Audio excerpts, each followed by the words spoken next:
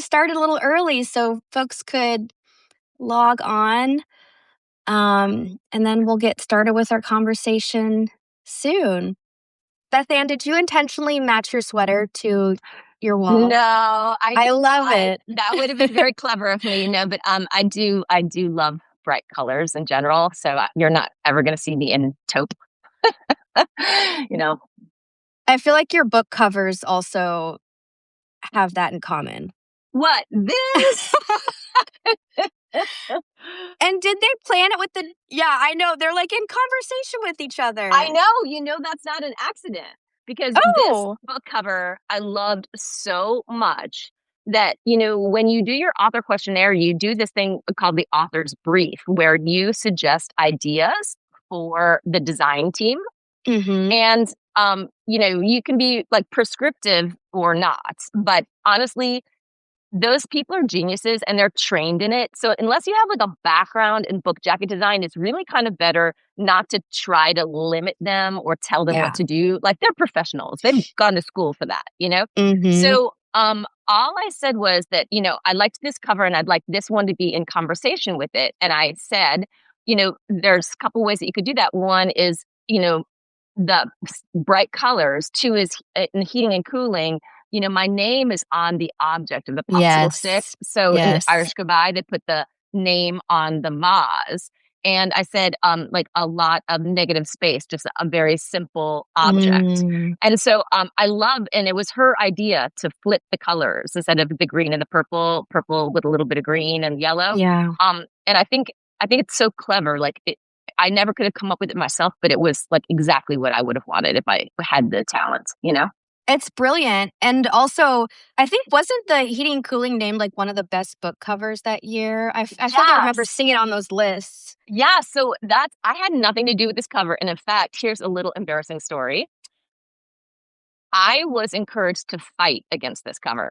So when I first saw this, it came to me as a PDF on my computer, and it triggered all my lizard brain. Yes, color, brightness, sweetness, everything about it I loved. And then I showed it to a bookseller. I won't say his name right now because, he gave me bad advice, but he didn't mean to. Like, he's actually amazing. But I showed it to a bookseller who I trust, and he said, "Oh no, you have to change that cover.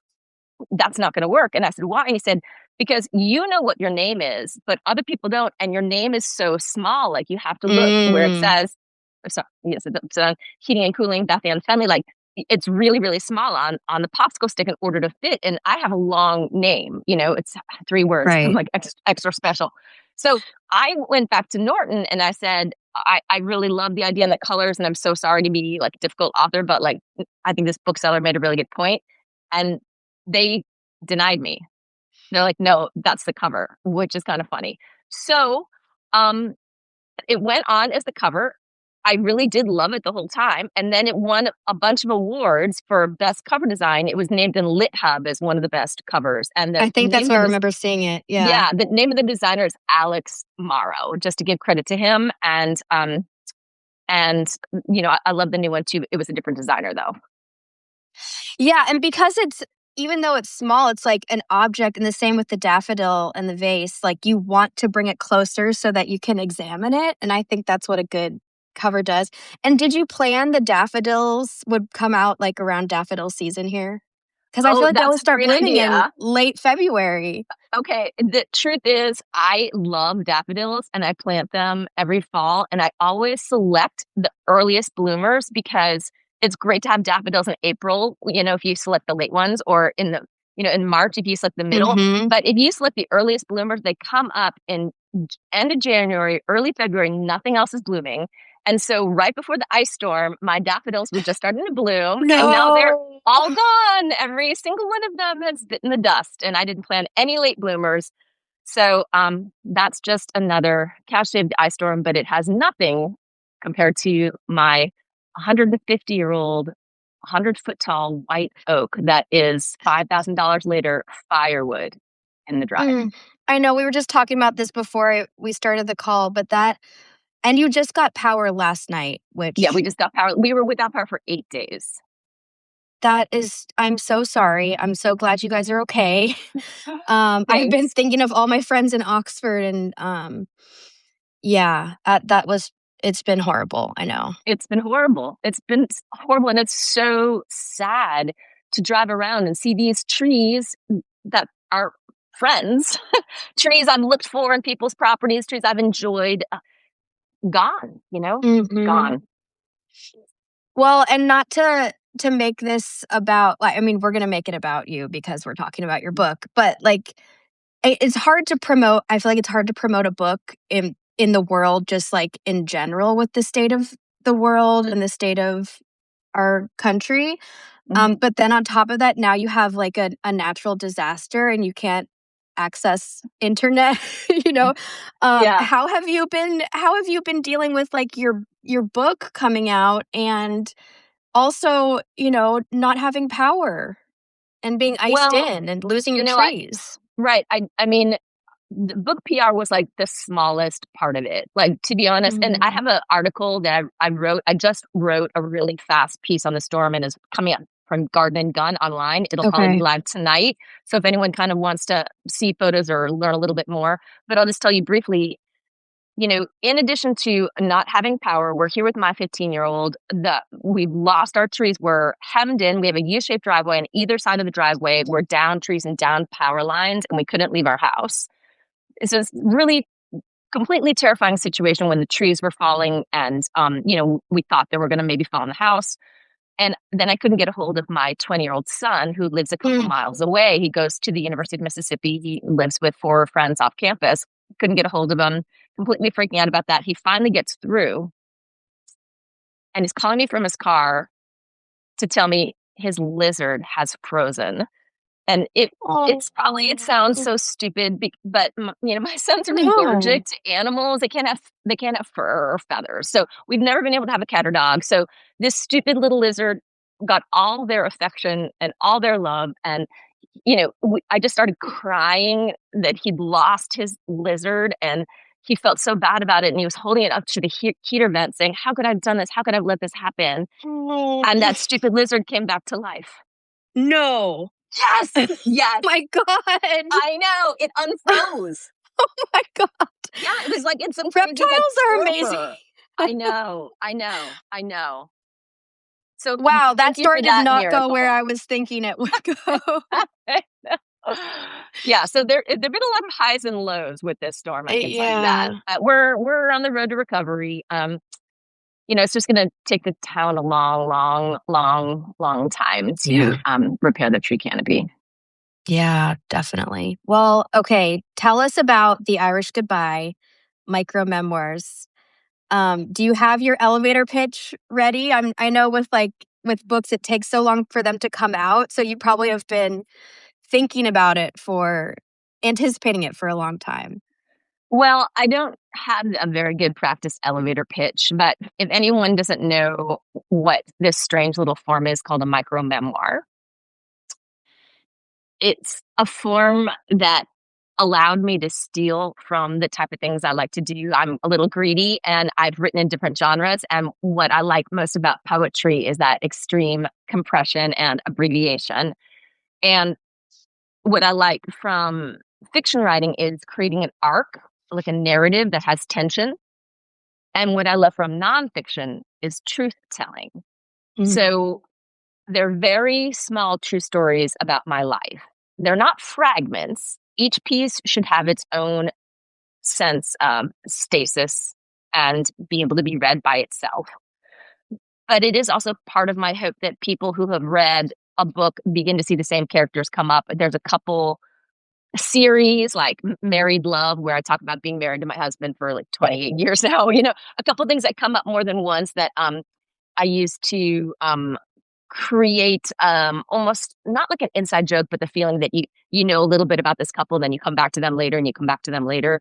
So Mhm. and then maybe even people who have read Heating and Cooling will find, some moments in the Irish Goodbye where they're finding characters that they know from that earlier collection, or moments that they know. Yeah, and some of them it's literally one sentence Yeah. long, the Hmm. essay. And I was kicking myself while I was reading this. I'm about 3/4 of the way through an early copy, and I felt like I was being a greedy reader because the micro form just like made me want to keep going and going and going because I was like, oh, it's 11 p.m., but I can read one more in like 2 minutes. So is that something you thought about too, like that compulsive aspect of like readability and but then at the same time, it's like I wanted to savor each piece too. So that's why I was kicking myself. I was like, it's so readable, but each piece is so thought provoking that I wanted to just like sit there and meditate. So I had these warring impulses going on. Well, I love that. I have to say, it's nothing I thought about in advance. I was just exploring with this new form that I was kind of making up as I went along. I didn't have a sense of how they would feel to readers, but I have heard from people that they did find it kind of addictive or difficult to stop reading, and I think that that's such a nice compliment. And then a couple of people have told me that then they gave the book to a reluctant reader or someone who Mm, like doesn't really find time to read, or I if someone gave it to someone with ADHD and dyslexia, and that person was able to really love the book and was happy that they had been able to finish a cool. book. So that feels awesome, actually. Yeah, yeah, it's almost like you're sneaking poetry into people's lives too that don't read a lot of poetry, Yeah. because there is that very lyrical and especially the ones that are so micro, like the one Mhm. sentence, that's poetry. Um, and I think people have a lot of feelings about poetry if they're afraid of it sometimes. Yeah. Um, Yeah, it's a so low bar to entry. If something's one sentence, I think someone will be willing to risk the 20 seconds it might take to read it, you know? mhm, exactly. Well, was your process for writing this book the same as Heating and Cooling? Can you talk about how long it took you to write? Whether you had anticipated it being a collection when you started? Sure. The process was similar, but there were a couple of big differences. One is when I was writing Heating and Cooling, I did not know what I was doing. This term micro-memoir, I think I made it up. And so I didn't know what I was writing. I was just writing, and I was getting frustrated with myself because I was trying to write a Mm, novel. I'm like, well, this is not a novel. It's not poetry, not like a normal book length or, essay length essay. What the heck am I writing? And eventually, I just decided that I was having fun and follow the fun, stop worrying if I yeah. can't figure out what I'm doing as long as I'm having fun. And then weirdly, when I thought of the term micro memoir, it allowed me to go back into my notebook and realize, okay, I've actually written a book of these, you know? So when I was working on the Irish Goodbye, I knew what the form was.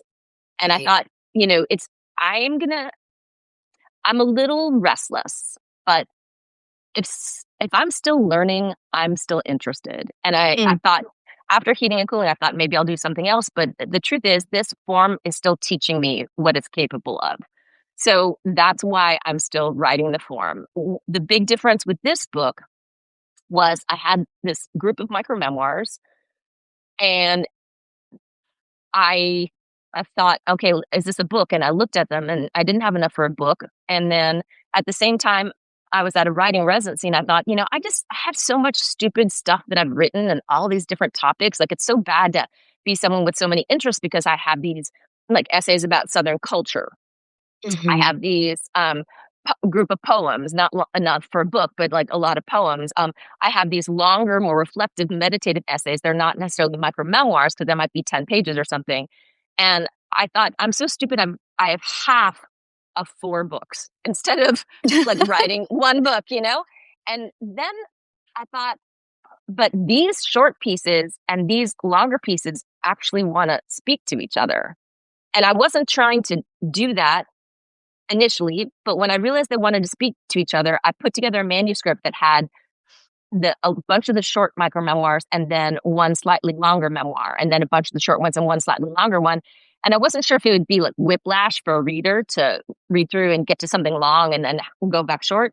But a lot of people said that they liked the rhythm that it gave them of, Yeah. having a deeper dive and having kind of a more reflective voice and then going back into the quick pieces. So then it was just a matter of cutting because I just had too much of everything. So I cut a ton. Well, that means you have lots of material for the next one, which we'll all be eagerly anticipating. Oh, that's Um, very sweet. yeah, no, it feels like such a cohesive collection, and I personally loved all of the different threads because, I mean, that's just someone's life, and like it, our lives aren't like a particular theme every single day. Like there's parenthood, there's marriage, there's a lot of these travels that you've gone on. And what struck me about that was you're so rooted in Mississippi and you write a lot about Mississippi and Oxford. But there's a lot of like international threads that make their way into the book. And I really enjoyed reading about your life as an international traveler. Can you talk a little bit about that thread of the book, and what travel has meant to you? Because it was something you brought up in your Rooted interview as well, of like Yeah. your value of travel. Right. So I live in Oxford, Mississippi, and I've chosen to raise, my family here. Tommy and I have 3 kids, and it's a safe, small town, and I make it work by, I'm lucky enough to have this job that allows me to do travel and take advantage of opportunities, summers off or, invitations to go give a reading someplace. And it really scratches an itch I have, to see places, to check out different cultures. I'm really fascinated by the way other people live. I get ideas for writing. Travel is so inspirational to me just to wander around a city, go to an art museum, stop at a cafe. Maybe you don't speak the language. Maybe you're not even sure what you're ordering and you're pointing through the glass of the bakery. I love all those experiences of being not an expert, like having Mhm. the beginner's brow, as they say in Buddhism. And I think travel is such a great way to kind of wipe the turpentine off your eyeballs and make you see freshly. So I've really made it a big part of my life. It always has been, and I believe it always will be. And so there were some of the essays in the Irish Goodbye that talk about some big experiences I had. The first very long essay is about the year I turned 21 when I taught English abroad on the Polish-Czech border. And um, half of the essay takes place when I lived there when I was 21 in this very sad, depressed communist area where I had no friends. And then half of it takes place when I returned for the first time at age 42. And there's another essay in the book later about when we had a Fulbright in 2016 and we got to live in Berlin at the American Academy. And we got to live with all these geniuses and artists and intellectuals. And yet it occurred to me after I got home that as much as all those people impacted me, the person I kept thinking about was a young girl I met while volunteering at an abandoned airport where they were helping refugees. It was the Mhm. migrant crisis, and I had gone there to volunteer to hand out clothing. And we didn't exchange a single word. We didn't have a common language. Yet I think about that girl all the time. And I thought, Mm. she's asking to be written about. My own consciousness always returning to her. Where is she in the Yeah. world? Is she okay? I needed to honor my memory of her by giving her space on the page. So those are 2 examples. Yeah, I that moment was really stood out to me reading that essay as well, especially in with what's going on right now, in our country. But yes, that your brain just going back to that memory of that girl, is that how you know something is asking you to write about it when your mind unconsciously just revisits this person or this place or this feeling? Yes, that's exactly how I know. Mhm. Is that how it works for you, Lauren? Yeah, absolutely. Yes. Yeah. And it's almost like a Stick with nagging 'em. feeling until you're like, "Oh god, I guess I have to write something." Yeah, right. And so sometimes if I even remember something and I don't know why I remember it, I'll try Mhm. to write my way through it to figure out what it has to tell me. There's a line in the book, you say, "It's healthy, I've always believed, to stay connected to one's past. It's healthy to unify one's selves. Doing so allows us to better understand who we are now." And that really resonated with me. I went back to, my hometown of Denver, Colorado for the first time in like 10 years this summer. And it felt so healing in a lot of ways. And like your trip back to the Czech Republic, I was sort of learning different versions of myself than the stories I had been telling myself about who I was in that place. Yeah. Um, and I think that's a something that you come back to throughout the book is better understanding of yourself and also the stories that you tell about yourself. Is that something you learned through writing, or is that life experience? I feel like you have so much wisdom to share in this book. Oh, thank you. That's nice. Um, yeah, I think I have learned it a bit through writing, which is to say Mm, we understand we can revise our writing. Maybe what's not so obvious is we can revise our thinking. So yeah. in this particular situation, I lived in the Czech Republic right after Czechoslovakia split and communism fell. And I went there, I thought to help people and that it was going to be this great barbaric yop and I would have these like wild adventures and then go to graduate school and, and it was not what happened. I had no friends. No one spoke to me. I was incredibly lonely. I'd definitely bitten off more than I can chew. And I just toughed it out till the end of the year, understanding that nobody liked me. And, neighbors wouldn't speak to me and they'd watch me through their curtain windows. You know, I had thought, oh, the dream of democracy and free speech, I'm going to help this. I left feeling like everything I had done was a failure. And then, I returned at 42 and I didn't even really want to return because it's the place that I feel like in my life where I failed and where Right. I had no friends and it's embarrassing not to be liked by an entire nation. And so when I went back, what I realized is so much of what I understood was wrong. And, all of those checks had been, they'd been so used to surveillance and having being punished and having their mail read and having their phones tapped and they didn't know how to deal with a stranger. They didn't know what I was there to do and they liked me as best as they could. In fact, they actually liked me quite a bit and I didn't know that till I went back as a grown woman. And it was painful actually to have to revise my story Mm, about what had happened when I was there and who I was because in some ways I even had defined myself as they didn't like me, but that's okay. I'm going to do all this good stuff. You know what I mean? And actually, I was an unreliable narrator. I misunderstood the entire year. that's what I like best about memoir is people are always like, "How do you remember something with like so much accuracy?" And like, I don't remember my life in that way. And I think the most interesting part of memoir is that you what you don't remember or what you misremember and maybe later have to corroborate or like re-examine.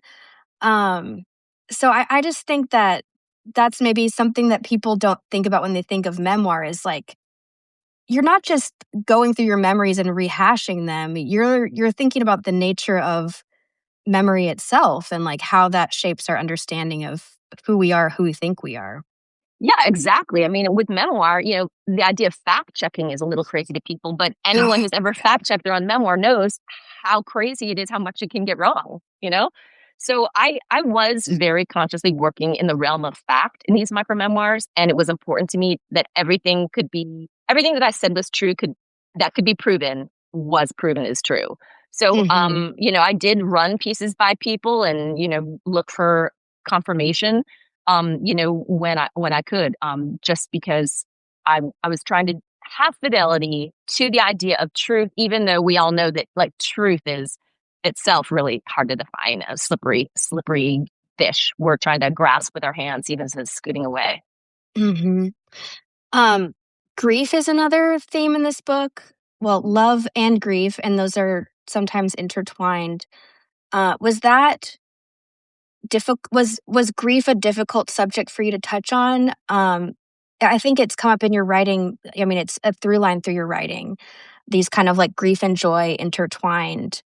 Um, and I apologize if that's asking too like tender, intimate of a question, but So answer it how you'd like, but Yeah, thanks, Lauren. But in truth, when you write about it in a way, you better learn to start talking about it. And so now I'm talking about it for the first time, which is really strange. There's twin griefs that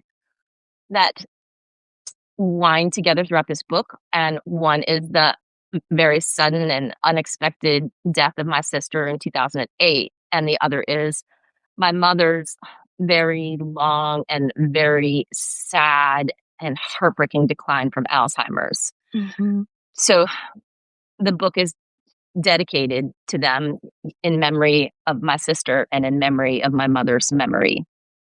Um, it it was definitely hard to write both those things, especially to write about my sister, and it's also really strange because I'm not sure why, after all these years, I've been writing about her so much in this book. I Mm, think sometimes maybe the heart has its own clock. I don't know why.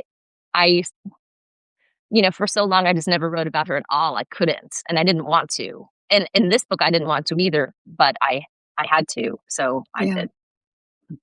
Yeah, and I think as a reader, what's really beautiful is I feel like I had already come to know your mother through your writings about her, not just in your your books, but also on your Substack and Instagram, and just feeling like you know someone that you've never met is I think it's just a wonderful part of being human. Like, you feel Mhm. connected to someone else, and you feel connected to their story. And I felt that same way reading about your sister in this book, and about the two, thinking about the two of you growing up together. Um, and there's like a series where you say two sisters, one ex, one this way and one that way, and defining yourself against her, and having defining her against yourself is I thought was really beautiful. Thank you. I appreciate that. Well, I will go to something a little more lighthearted, which, as a faithful reader of your Substack, and I know we've got some other faithful Substack readers of the Beth Annigan Oh, tuning in good. today. Yay, thank you. I always look forward to each issue when I see it in my inbox, because you're so funny, and I mean your humor really comes through in the Irish Goodbye as well. But your Substack is also really funny, and publishing is just crazy, and there's so many unexpected things that could happen, and you write about one of those unexpected things in your Substack, about the title of your book being stolen, um, and you just did it with such, like, grace and humor, and, like, I feel like you made lemonade out of lemons, but can you tell us that story, and, like, how it's developed, because it has its own arc now? Yes, yes, it's horrible what happened. So, when I was writing this book, I have a little tiny piece in the book. It's only one sentence long. It's about my sister. It's called The Irish Goodbye. How, without farewells, you slipped out the back door of the party of your life. Oh, my Mm, sister. So, when I was looking for a title for the book, it occurred to me sometimes what people do when they have a bunch of pieces is find the title of like the most significant piece. For example, my husband's first book is called Poachers, and it's a bunch of stories and a novella called Poachers. So you take the longest, biggest thematic piece and you make the overall title. So I was trying to find a title. So I was going through the pieces, and it occurred to me I liked that the smallest piece in the book could be could lend its title. And because the book, of yeah. course, is about disappearances like her disappearance, but also that the micro memoir form can go so fast, it almost disappears before you realize it. And so when I came up with that title, I thought, oh, that title's so good. I bet it's been used 1,000 times. So I went on Amazon and I typed in the title, and no one had used it for 1,000 years. And, it was available. It was mine. So, tell my editor, and we're launching ahead, and we got the cover, and it's all happening. And then I learned that in the end of September, a very big, popular novel came out with the title The Irish Goodbye, when it was pretty heartbreaking, because her novel was like a USA Today bestseller pick and a Reads with Jenna pick. And, suddenly if anyone puts in the title of The Irish Goodbye, her book comes out first. It comes Mm. up, on any algorithm, her book comes up because that's the big commercial novel with all the support. And my little book with this weird little form is only going to attract like the right kind of weird readers. And so that some of them actually were trying to order my book and had ordered hers by accident. Oh, It was just so heartbreaking. And so and all you can do is write the best book you can write.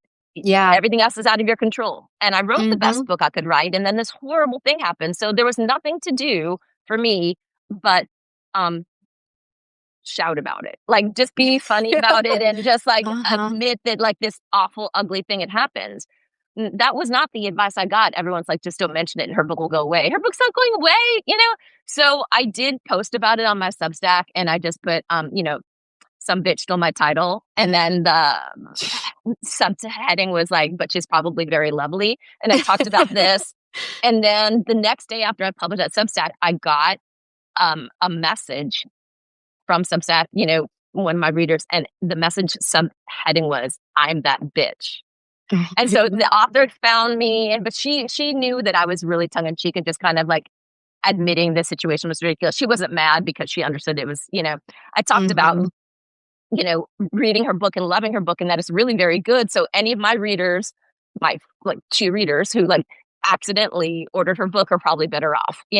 So we ended up having this really funny exchange. And now we're going to meet when I go to read March 2nd in New York. And Oh we're my gonna gosh. have a Irish twins little meetup where we talk about each other's books and it'll be like filmed by our publishers. So, you know, Okay, see, that's brilliant.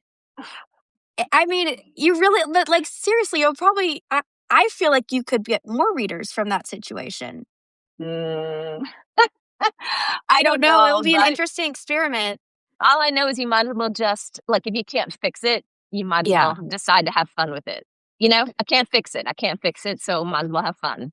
No, I felt like seeing that, I was, like, learning a helpful lesson as a writer, which is, like, you never know what to expect from the publishing industry, but you can't change that or control that, you can only control your own reaction to it.